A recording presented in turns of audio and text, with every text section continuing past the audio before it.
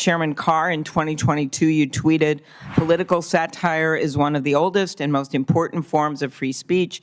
It challenges those in power while using humor to draw more people into the discussion. That's why people in influential positions have always targeted it for censorship." Yes or no, do you still agree that political satire should be protected speech? Yes, Senator. And whenever that satire or any other programming is over the public airways for broadcasters, there's a public interest standard, and there's a news distortion rule, a broadcast hoax rule, You answered it, yes, and I'm just... opportunity rule. I'm going to go on. But clear, that particular instance, too, had to do with speech on social media, where Biden administrations were trying to shut down political speech. Again, an area where there is no license, there's no public interest standard. We'll get to that in a minute. Robust, wide open speech. I believe, too, that there is no place in chilling political satire. But after Jimmy Kimmel's monologue, you went on a podcast and suggested that ABC should take Kimmel off the air, saying, "We can do this the easy way or the hard way." Those were your words. Do you think it is appropriate to use your position to threaten companies that broadcast political satire?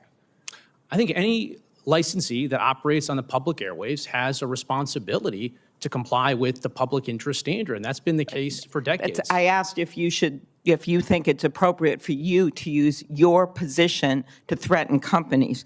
And this incident with Kimmel wasn't an isolated event. You've launched investigations into every major broadcast network except Fox. Is that correct?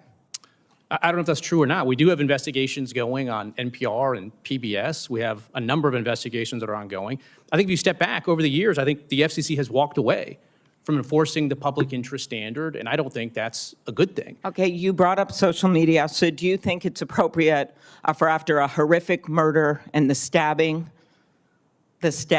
of Rob Reiner and his wife, do you think it's appropriate for someone to say that it happened when they know better, reportedly due to the anger he caused others through his massive, unyielding, and incurable affliction with a mind-crippling disease known as Trump derangement syndrome?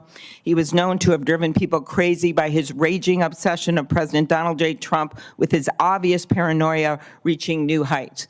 Do you think that's appropriate for the President of the United States to do that? And if Jimmy Kimmel would have said that, would you have threatened to take him off the air?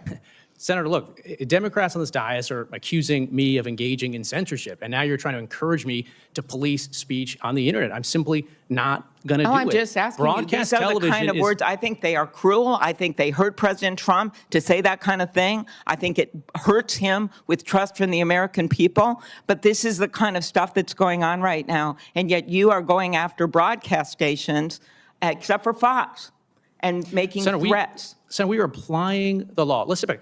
Broadcast TV is fundamentally different than any other forms of media, whether it's cable or podcast or soapbox or man on the street. There's a public trustee model that Congress has set up. When you were on a podcast, there should be no rules in place when it comes to tech platforms then?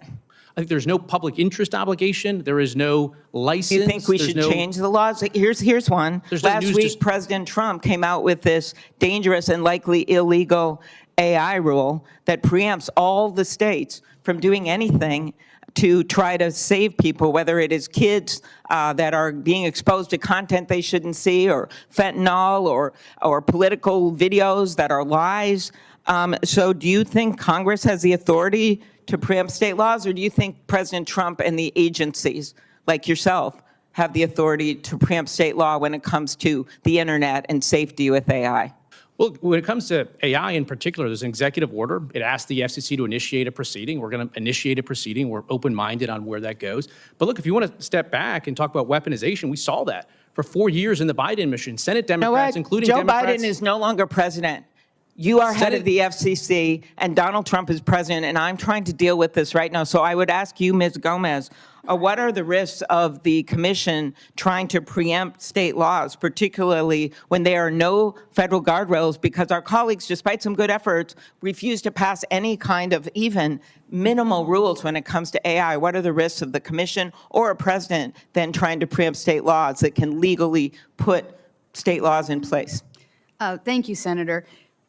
I believe that the FCC has very dubious authority to actually preempt state laws in this case, because without a comprehensive federal framework, there is nothing for the FCC to preempt. The Communications Act did not actually talk about artificial intelligence or provide authority to the FCC to do this preemption. So I'm very dubious of our authority to do so. That said, we have sought comment on this. Okay, thank you very much.